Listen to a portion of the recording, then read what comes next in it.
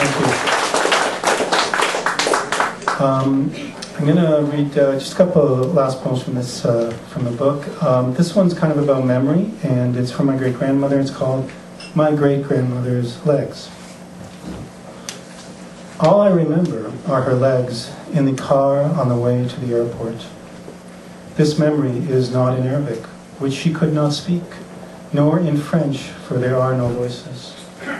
A 6-year-old next to his great-grandmother's legs on the road to the airport.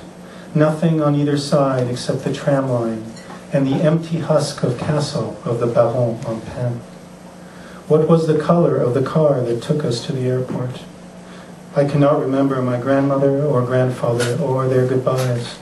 Just my great-grandmother's legs, her swollen legs. Now no one knows where she is buried.